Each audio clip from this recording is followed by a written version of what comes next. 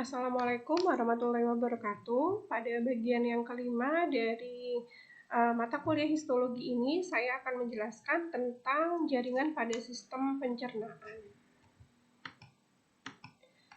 Nah, kita tahu bahwasanya sistem pencernaan merupakan suatu sistem organ yang berfungsi untuk mencerna zat-zat makanan yang nantinya akan diserap oleh tubuh melalui usus halus, yang kemudian nanti zat-zat makanan ini akan masuk ke dalam sel untuk dijadikan energi dan juga untuk berbagai bahan baku untuk pembuatan berbagai jenis zat yang digunakan untuk pertumbuhan, untuk perkembangan, kemudian aktivitas sintesis protein, dan untuk membentuk energi. Organ sistem pencernaan terdiri dari mulut atau oral cavity, kemudian esofagus atau kerongkongan, kemudian lambung, lalu usus halus yang terdiri dari duodenum, jejunum, dan ileum, kemudian usus besar, dan yang terakhir adalah anus.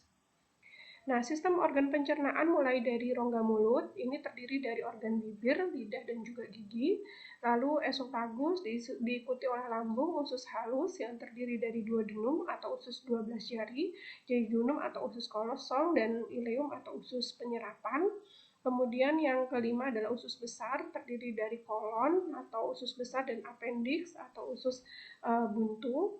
Kemudian anus serta sistem pencernaan juga mengandung kelenjar-kelenjar yang berkaitan seperti kelenjar ludah yang terdapat di rongga mulut, hepar yang merupakan kelenjar pencernaan yang paling besar, dan juga pankreas.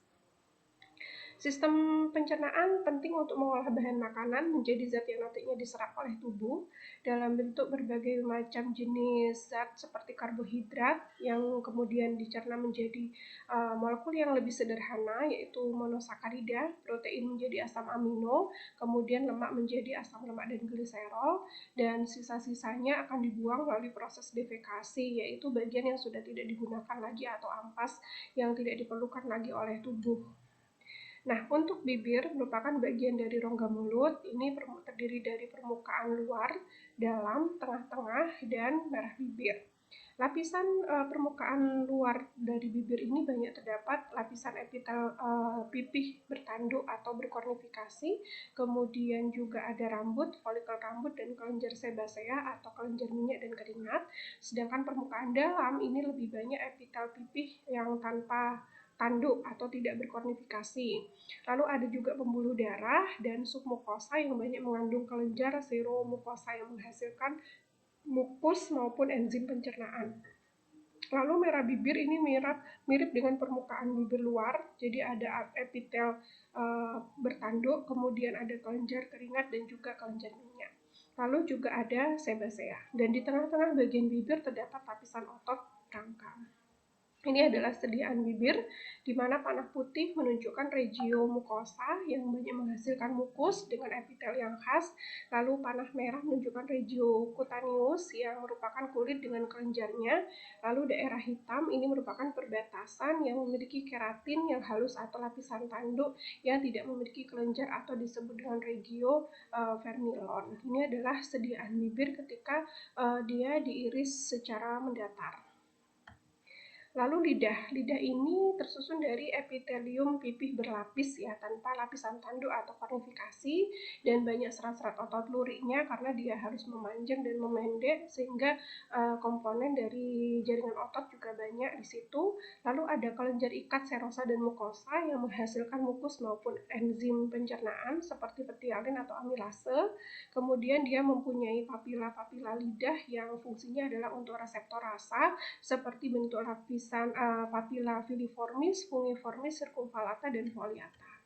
Ini adalah bentuk-bentuk dari papila lidah, ada yang berbentuk filiformis atau seperti jarum, kemudian vallata atau berbentuk seperti jamur, seperti kalau fungiformis ya seperti jamur, kalau papila vallata itu lebih melebar seperti jamur tapi lebih melebar dan bagian bawahnya lebih mengerucut. Kemudian papila foliata ini berbentuknya seperti daun. Kemudian di dalam papila lidah terdapat kuncup kecap atau disebut dengan taste bud. Nah, kuncup kecap inilah yang nantinya akan merasakan berbagai jenis rasa yang ada pada makanan. Nah, papila filiformis yang bentuknya runcing seperti duri, ini permukaannya dilapisi zat tanduk ya atau keratin. Kemudian yang fungiformis berbentuk jarum, ini banyak mengandung tesbat. Lalu papila circumvallata ini menonjol, kemudian mempunyai parit-parit yang runcing di bagian bawahnya dan juga memiliki tesbat atau kuncup kecap. Kemudian papila foliata ini berbentuk seperti kelinci atau berbentuk daun gitu ya, mengandung tesbat juga. Nah, tesbat ini atau disebut dengan kuncup kecap ada 3 macam sel, ada sel basal, pengecap neuroepitel, dan juga sel penyokong. Rasanya yang bisa dirasakan ada rasa asin, manis dan asin, itu ada di ujung lidah. Kemudian kalau pangkal lidah ini pahit, lalu kalau asam itu di bagian samping ya. Jadi urutannya adalah manis di bagian ujung, asam lebih di bagian samping lidah, kemudian asin di bagian samping lidah agak ke belakang, kemudian pahit ada di pangkal lidah. Ini adalah sediaan lidah, contohnya adalah pada papila lidah, yang mana di dalam papila lidah ini terdapat dengan tesbat yang ditunjukkan dengan panah kuning ya. Tesbat inilah yang fungsinya adalah untuk merasakan.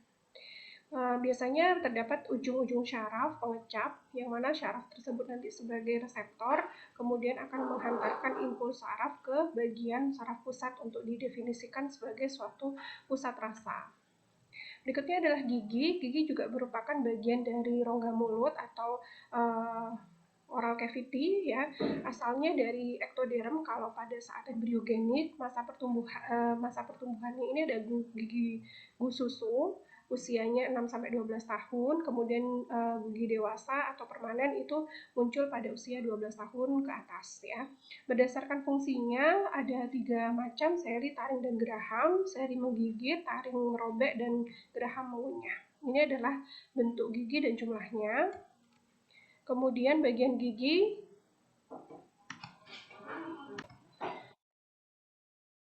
terdiri dari email, dentin, sementum, dan rongga pulpa. Kalau email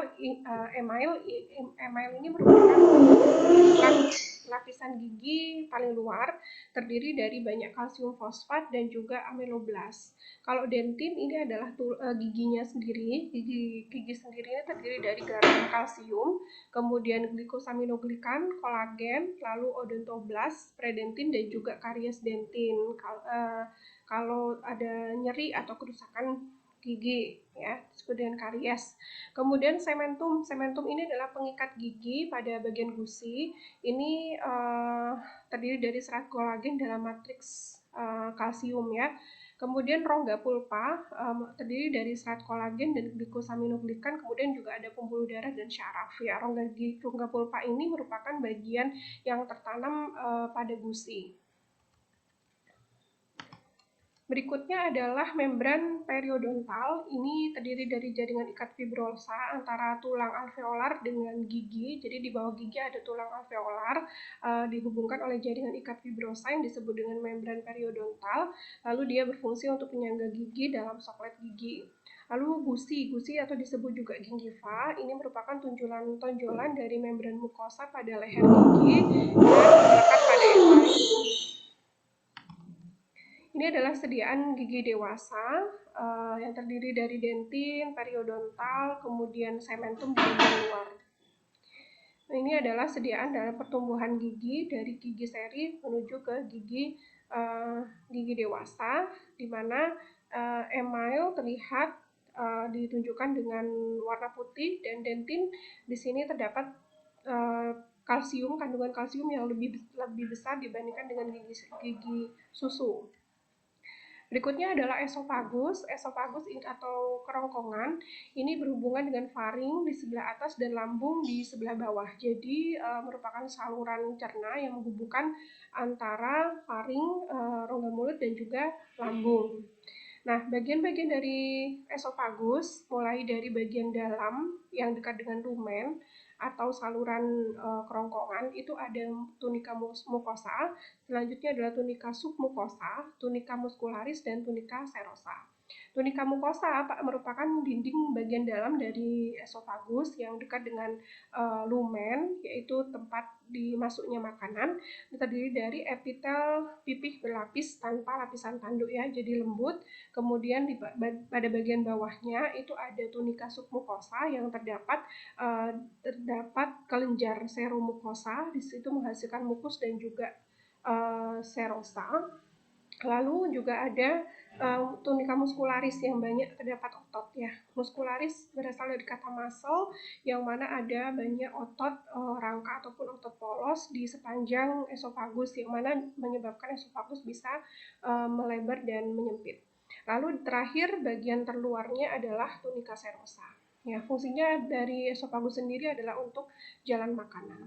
Ini adalah sediaan esofagus. Kita bisa lihat di sini yang panah warna hitam adalah lapisan epitel, yaitu epitel pipih berlapis ya, yang tidak bertanduk atau tidak berkornifikasi, kemudian diikuti oleh lapisan submukosa, lalu panah hijau menunjukkan tunika muskularis, yaitu ada muskularis sirkularis yang berbentuk membulat, kemudian longitudinalis yang membentuk memanjang, sehingga memungkinkan esofagus itu bisa melebar dan menyempit karena ada muskularis sirkularis, kemudian membawa makanan ke bagian yang lebih bawah karena adanya otot longitudinalis ya, sehingga kerongkongan akan memanjang ke bawah.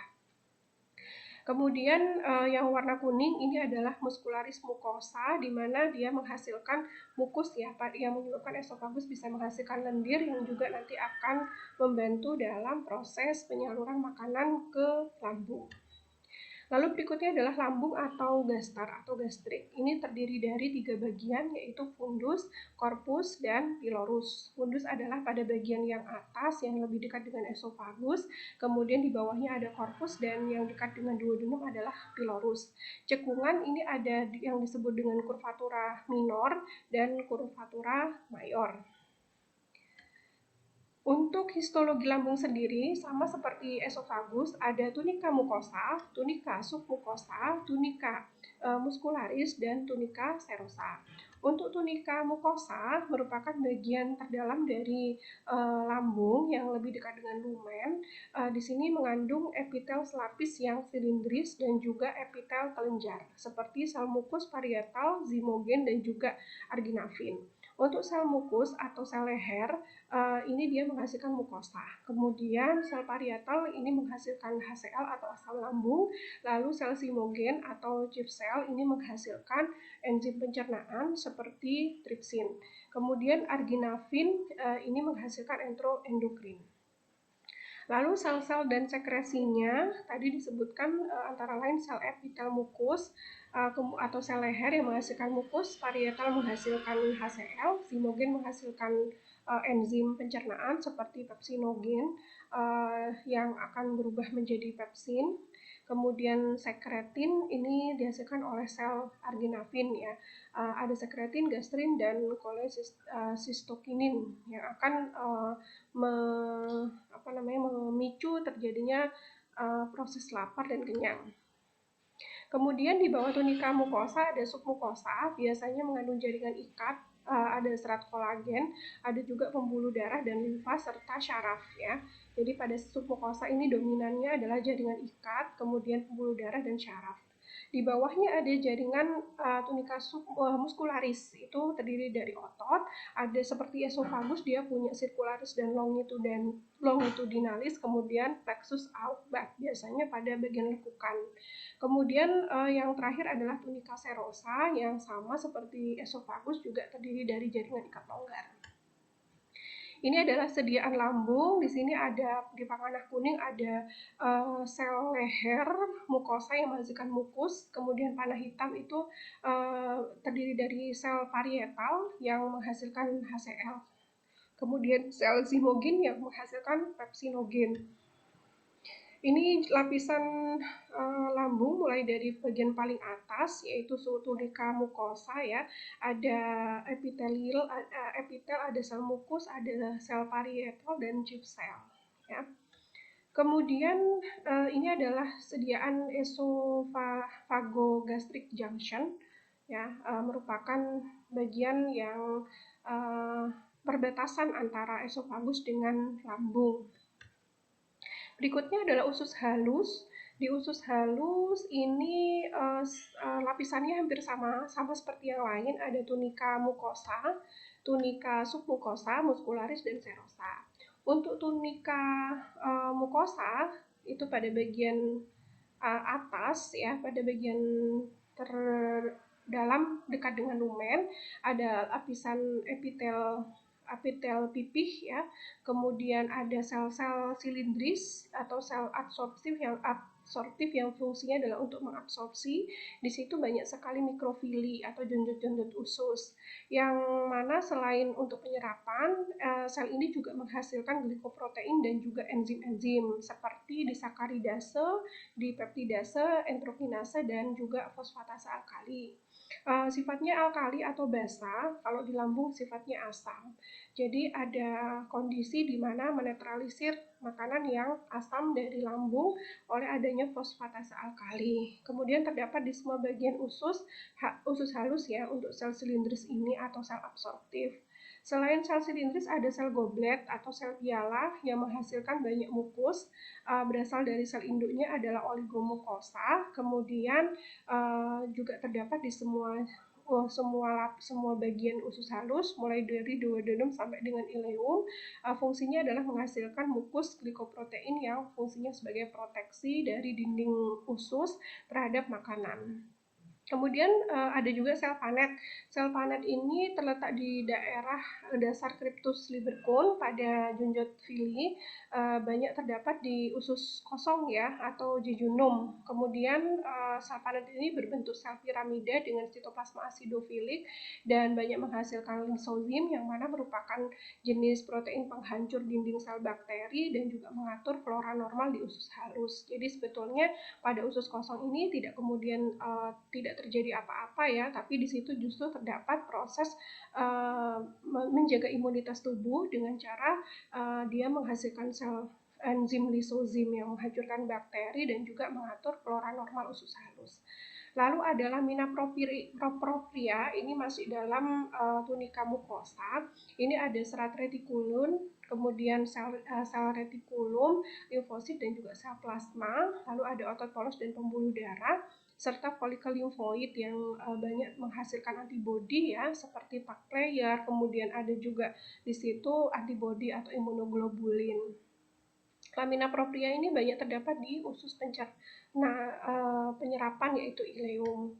Kemudian untuk lapisan submukosa di bawah lapisan tunika mukosa ada jaringan ikat sama seperti yang lain, juga ada pembuluh darah dan syaraf. Lalu ada kelenjar Brunner yang fungsinya adalah menghasilkan mukus basal untuk protektif, kemudian urogastron dan penghambat sekresi asam lambung.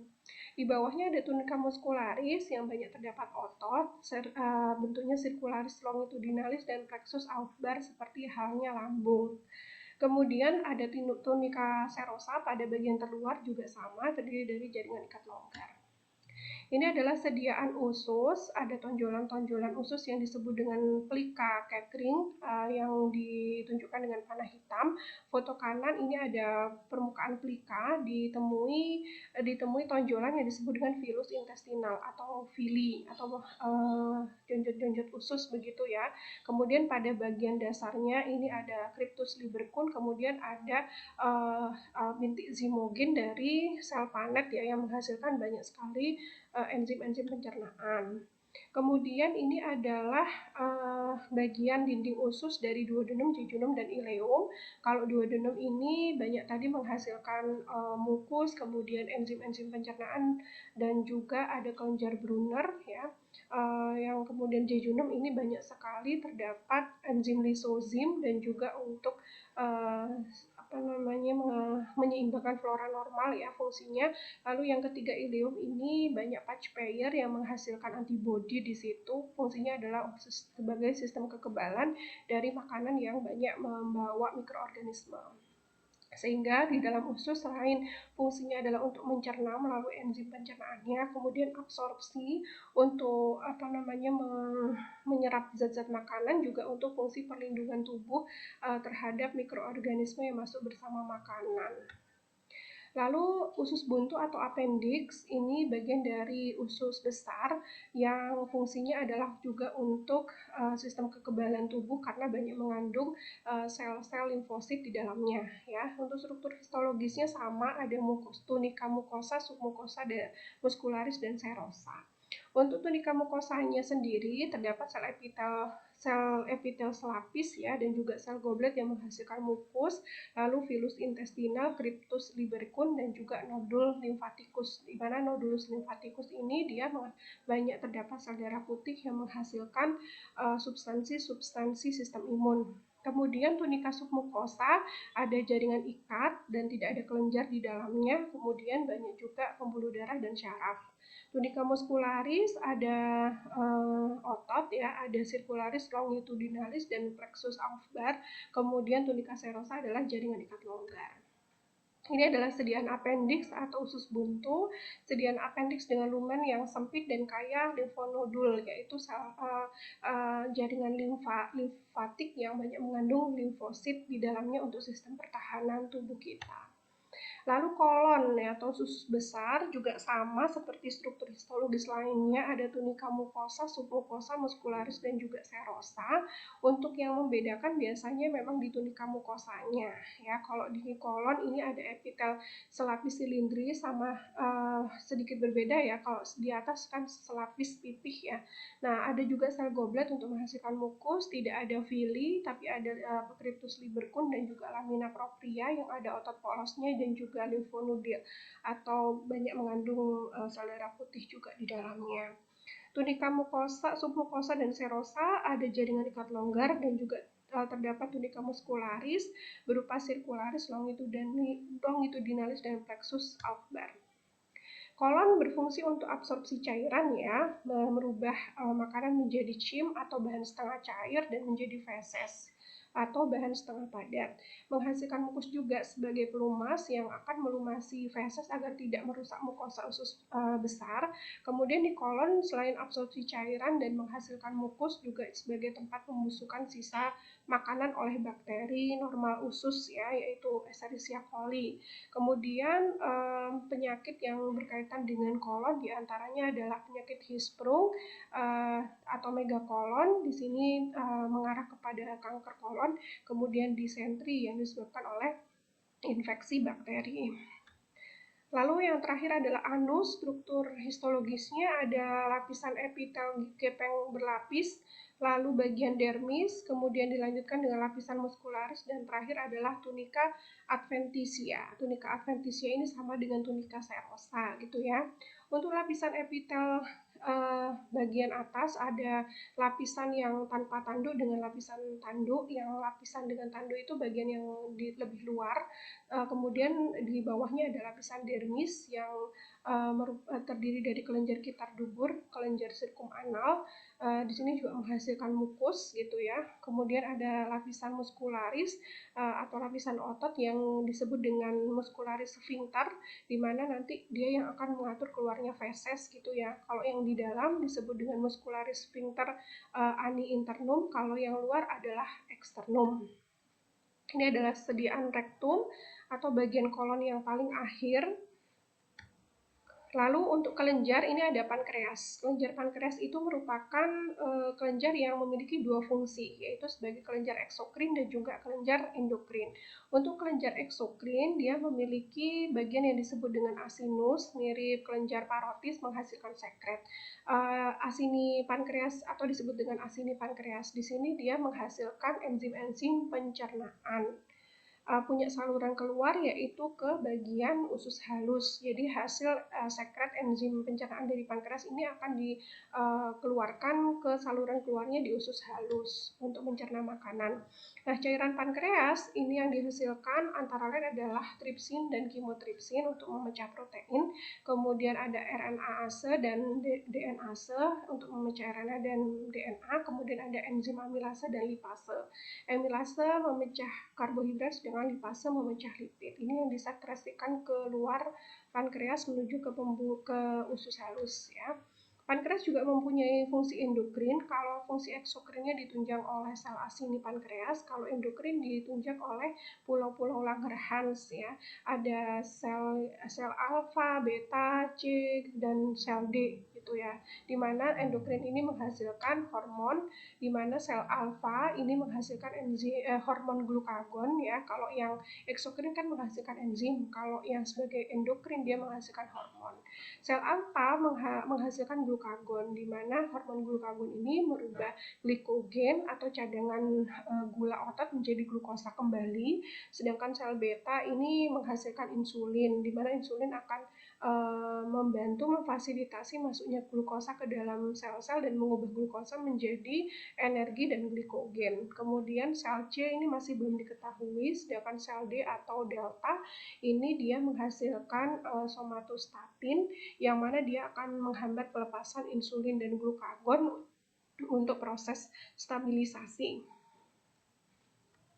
Selain itu, sel delta juga menghasilkan VIP atau vasoaktif intestin peptida yang dapat melisiskan glikogen atau gula otot dan untuk motilitas usus serta sekresi kelenjar usus. Ini adalah sediaan pankreas, jadi terdapat asini pankreas yang ditunjukkan oleh nomor 5, kemudian Pulau Langerhans, di situ ada yang atau disebut dengan pancreatic islet, ya, ada sel alfa, beta, C, dan juga delta. Lalu kelenjar yang berikutnya selain pankreas ada hati atau hepar. Hepar ini terdiri dari lobulus. Struktur histologinya ada lobulus klasik. Di dalamnya ada pembuluh darah vena sentral, kemudian sel hepar atau disebut dengan hepatosit, di mana bentuknya poligonal, intinya atau nukleusnya berbentuk bulat, dan terdapat kanakuli biliaris. Kemudian ada juga sinusoid yang merupakan ujung daripada pembuluh darah kecil atau kapiler. Kemudian ada segitiga Kiernan ya, terdapat vena porta hepatica yang mana pembuluh darah dari usus halus menuju ke hepar. Kemudian ada cabang vena porta dan saluran empedu ke kantung empedu. Ini adalah sediaan hepar, jadi di hepar ini ada sel-sel hepatosit atau sel hati, kemudian juga banyak sekali pembuluh darah. Kalau yang dari usus disebut dengan vena porta hepatica, kemudian juga ada arteri yang keluar dari hepar. Lalu ada kantung empedu yang disebut dengan vesica velea, di mana struktur histologisnya ada lapisan tunika mukosa pada bagian luar, kemudian muskularis dan serosa. Untuk tunika mukosanya ada jaringan epitel selapis silindris dan juga lamina propria, namun tidak mengandung sel goblet sehingga tidak menghasilkan mukus. Kemudian kalau tunika muskularisnya ada otot polos ya, bentuk berkas, kemudian ada serosa, tunika serosa atau adventitia yang terdiri dari jaringan ikat longgar. Nah, demikian tadi untuk materi histologis atau jaringan pada sistem pencernaan. Mudah-mudahan dapat dipahami dengan baik.